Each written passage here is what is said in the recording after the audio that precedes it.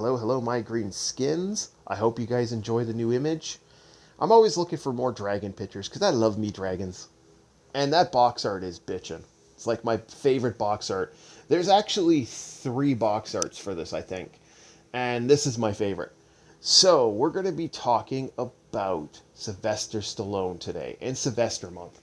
And Sylvester Stallone is still one of my favorite of all time actors in his early stuff.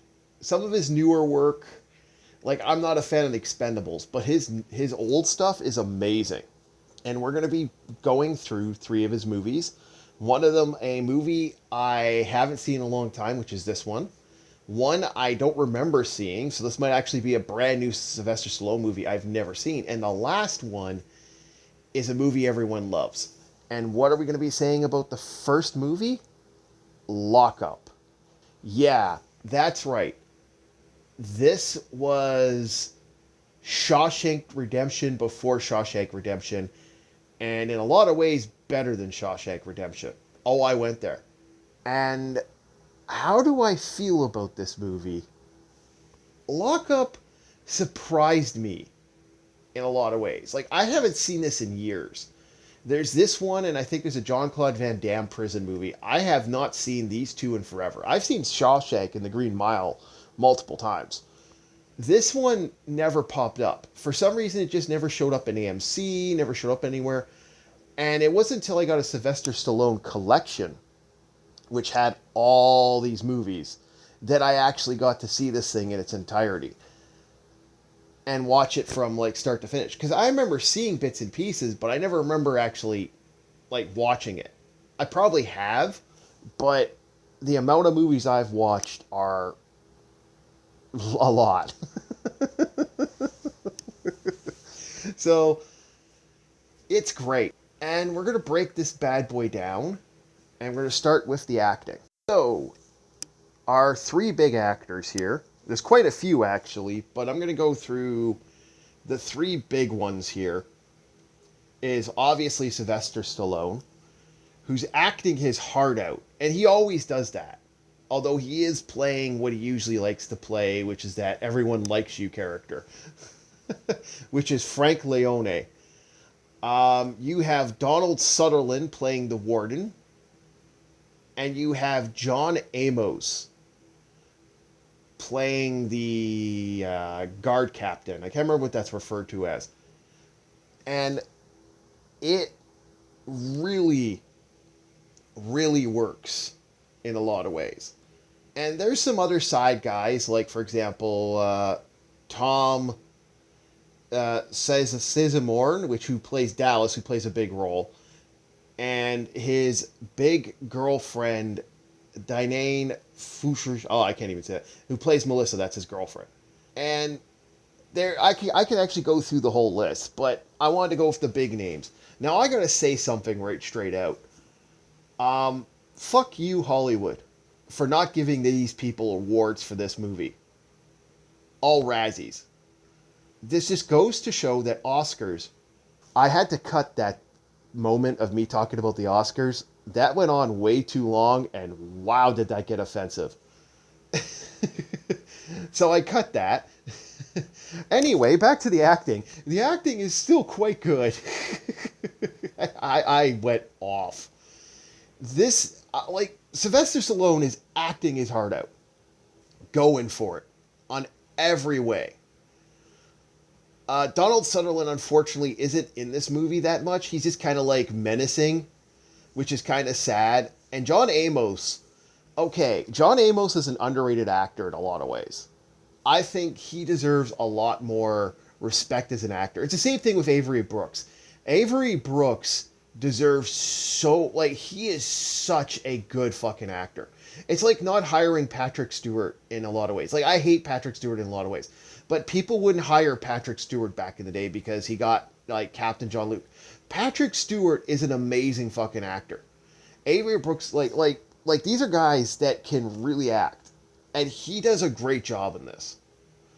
And everyone in here does a great job. I enjoyed every moment of this movie. And I'm just kind of surprised that, like, they got shit on. Like, they got Razzies. But Sylvester Stallone always gets a Razzie. It's almost like a running joke now that he gets a Razzie. But it really does go to show how awful Hollywood is. And yeah, no, it's kind of sad. Now let's break it down to, I guess we're going to have to do the visual effects, and then we're going to go to the story, and then the music. Hey, guys, the majority of this movie was filmed in Rahway State Prison in New Jersey. So this was a rough, like, they actually did most of the shots were in that prison. And this was really well done in a lot of ways. Like, it looked really good. And there's a lot of moments where you're like, I'm kind of surprised they opened up a jail for this. I don't know if at the time, I should have looked into it more. I apologize for not doing more than a cursory look. I knew it had been shot in there, but I really should have digged into it a little more. But this was like a big moment in there. And there was a lot in there that was actually quite good. And they shot that whole thing. Like, honestly, if this was done on a sound stage, I think this would... If this was completely done on a sound stage, I think this would lose energy to the movie. And it works. The environment is good. The fight sequences are very dirt in a lot of ways. And there's a lot of moments, like I said, there's the whole shiv thing is kind of fun. There's a couple scenes where they're moving the shiv. The one guy's going to stab somebody, and then you see him, like, hide the shiv, and the way they move the shiv around and stuff. And that is a really clever moment. And that is actually really good. And that is a part of that's prison life, for fuck's sakes. Why this didn't get an Oscar for anything floors me. Hollywood's nuts. That's all I got to say. And it blows my mind that just how well this was done and how well this was shot. No, not like they did perfect shots and they're perfect scenes. There's a lot of moments in here that are really fun. And there's a lot of like prison moments that are actually quite good. Like they cockroach race in one of the scenes. And then they do like these him and this guy first base, they have the character name one of the characters. And they like that's a fun moment. And that worked out really, really good. Next, we're going to get to the story. And this is an interesting story, which I kind of like. First, I want to thank whoever created this not to put the scene in this movie. I really hate the scenes that are put in prison movies, and I loosely blame exploitation films and, a movie from way back in the day, and ever since then, prison scenes have those moments. Thank you, whoever did put that in there. I like this movie even more, a little more because that's not in there. So, Sylvester Stallone plays Frank Leone. Frank Leone is a model prisoner. He's doing his time for an assault charge he got when he was younger. He got like 10 years. I think it was 5 or 10 years. I can't remember exactly what the sentence was. So, this sentence that he got, which was this hard, he's doing good. He's in good condition. They move him to a minimum security. He's getting weekends off. He's got, I think they had like a couple months. It wasn't like a hard sentence. It was like a pretty dusty sentence. He's setting up his life so that when he gets out of jail, he can start his life anew. Everything's going good. He's got a girlfriend. All is well. Out of nowhere, this hard-ass captain of a guards of a maximum security prison transfers this guy from a minimum security to a maximum security, which is super rare. And all they have is transfer orders. Okay? Transfer orders have been given. That's kind of nuts, but, let's go with that for the story. Because, there's apparently, talking to a friend of mine who works in the prison system, yeah, you don't just transfer. There's a lot. It's not just wake up and this guy. So they destroy all his stuff. They throw out all his things and just treat him like crap. And pops into this warden, and he's basically set this up. And this has a very fun moment where they actually explain why this is happening. Sylvester Stallone escaped from this guy's jail. And by him escaping and doing the judge stuff and all this other type of stuff, like this brought light to this very corrupt warden. This guy who's going to make himself, like, this guy wanted to be in aspirations for something. And they don't really explain that. But in this little moment in the electric chair room, because that's where they put him, he basically says, yeah, I'm going to freaking torture you. And everyone knows, except for like some of the guards that are trying to be straight-laced, everyone knows in the jail that this guy's being treated like shit because of something. And the warden has his top dog that's messing with Sylvester Stallone.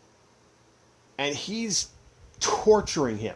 Like, to the point that they throw him in a delousing room to delouse him.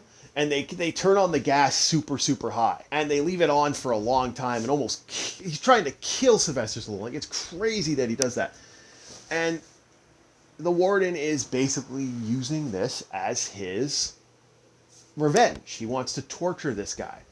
And boy, howdy does he torture him.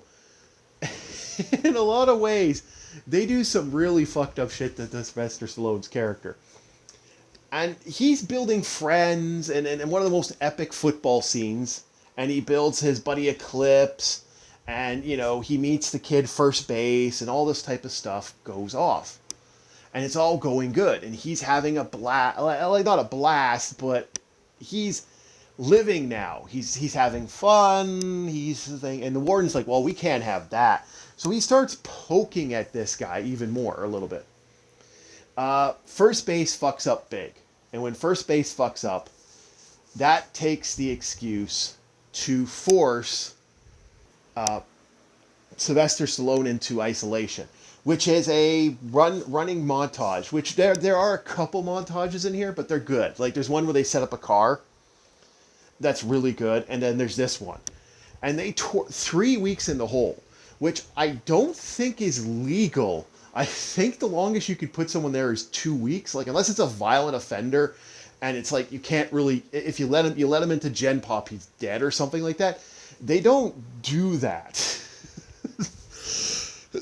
Like, 3 weeks in the hole, and this is a brutal hole, by the way. This is like, there's nothing, and he's sitting there pooping in a fucking hole. It's not a good day.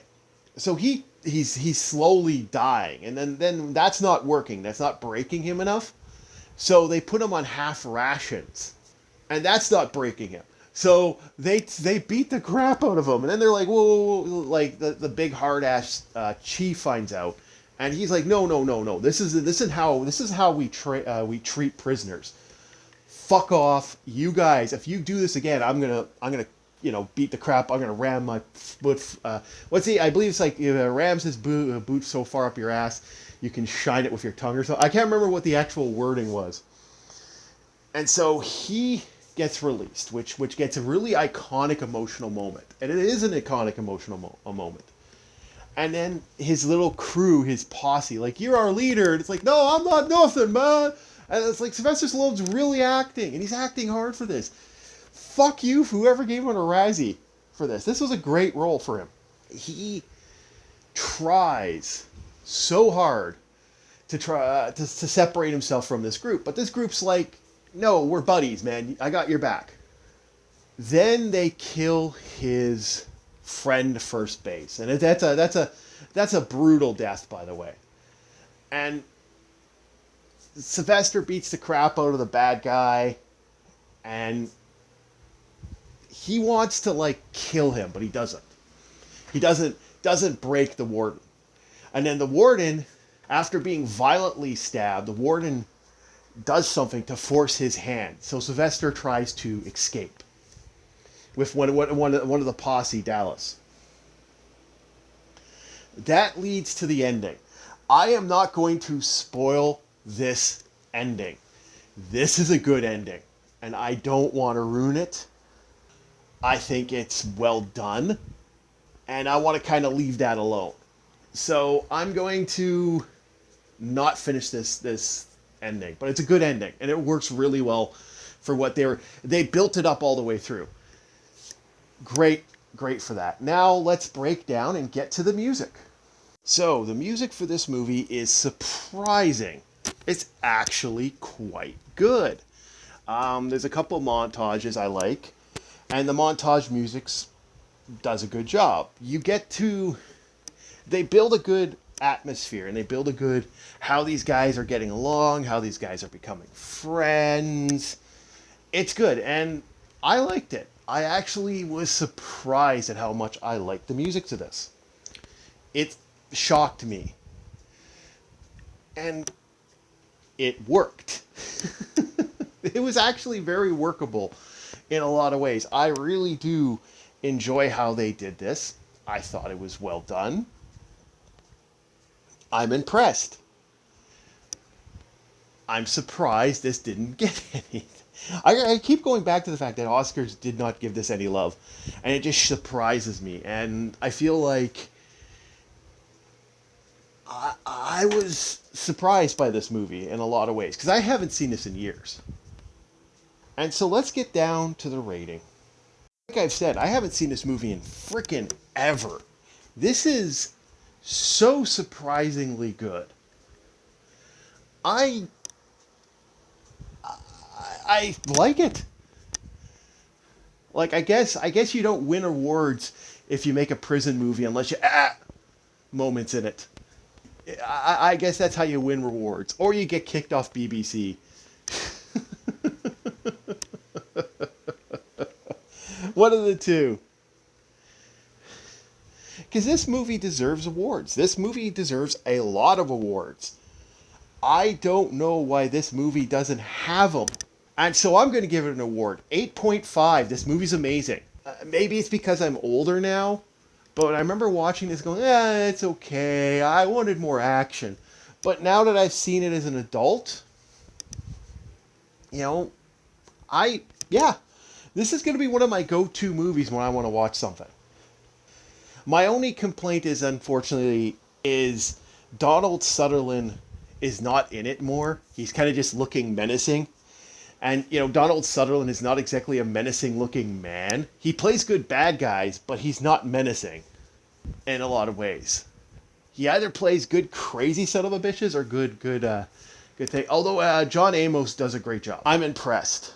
I think this movie deserved more love. I think this movie deserved more than what it got. And it's surprisingly good.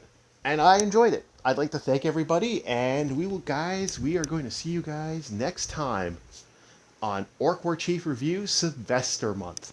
Like, subscribe. Have a good one. Bye.